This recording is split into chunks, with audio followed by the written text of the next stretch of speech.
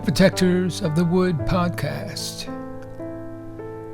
Everything is at stake. The destruction of our planet is becoming real life. This podcast tells the story of misfit teenagers struggling to band together to help our world through this crisis. Episode number 13. What Don't I Know? Phoebe hears about the source.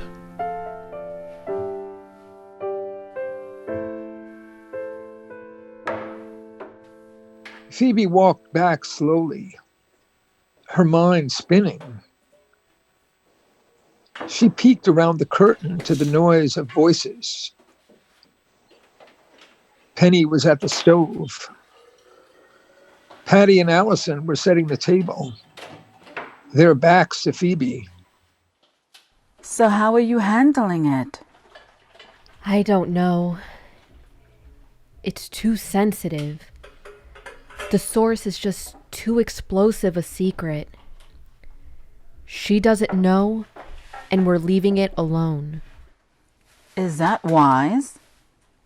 Remember what John said. Phoebe was immediately certain they were talking about her.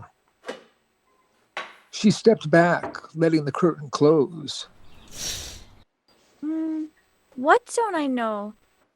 And who's John? She waited for Chi-Chi and her father, and the three of them joined the group at the dining room table. My little girl, back in town. Allison was famous in Middletown for running the garden center, selling medicinal herbs, and recommending herbal remedies. It was well known that Allison and Wendy had been close friends and partners in the healing arts. It's about time you came home. She leaned down to study Phoebe's face. Allison had brown skin and black hair pulled back from a high forehead, now shining in the light.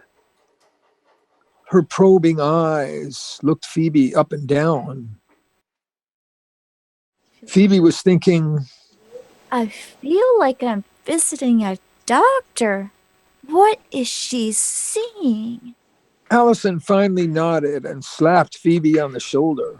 Okay. I was worried when you stayed away so long, but I can see you're fine. Just fine.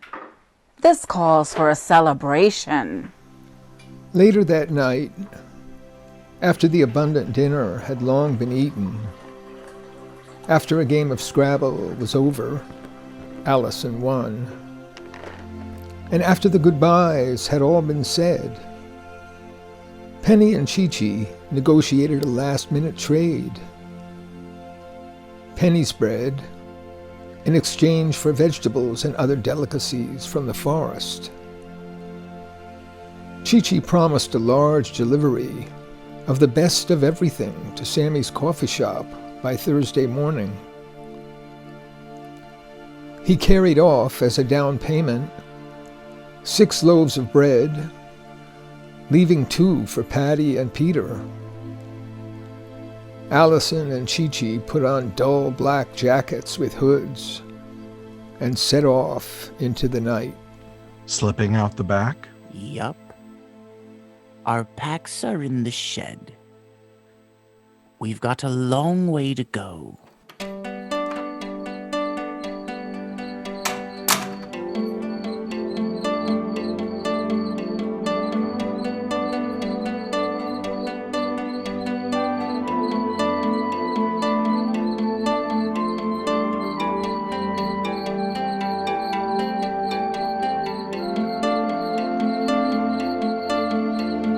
It was well after midnight by the time the sisters walked home together along Main Street. The clouds had blown off and a bright moon was shining. Penny, what did he mean by slipping out the back? Oh, There's a fake door in the back of the shed. You can see how careful everyone is, can't you? It's a lot of responsibility for you to run into all of a sudden. It's fine with me. Phoebe's tone of voice was calm and conciliatory. I'll be careful. I promise. But Phoebe's mind was focused on following the clues. And one subject drew all her attention precisely because it was never spoken. Dreamstone.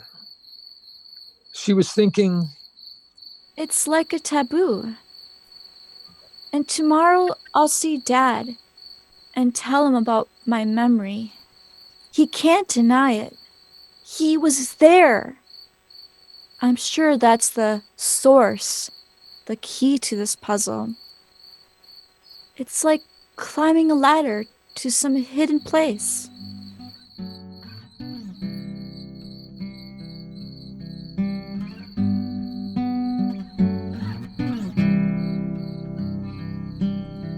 Through heaven and earth, a tree is growing. Around the world, a river flowing. We can travel by secret ways, like a shadow through our days. Follow me, come and see. We're climbing the world tree. As the ages have gone by, the abyss has grown so wide. Heaven and earth are separate now, a journey no one knows how. Follow me, come and see. We're climbing the world tree.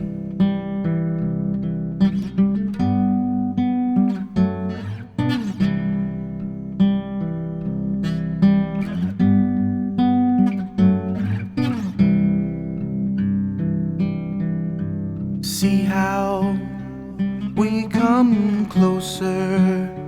You're on the pathway to the stars. Reach out your hand and touch the heavens. It's not far, it's not far. Follow me, come and see. We're climbing the world tree. Follow me, come and see. We're climbing the world tree. Follow me, come and see.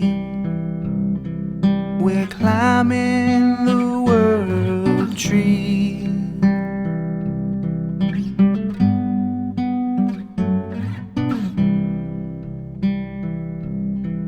We're climbing the world tree.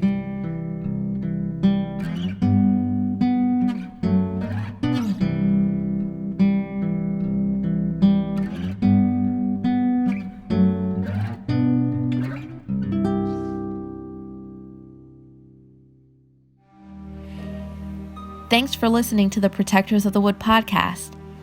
Find all our podcasts, songs, and projects on our website, protectorsofthewood.com. And to all the eco-warriors out there, remember that everyone can make a difference and every action counts.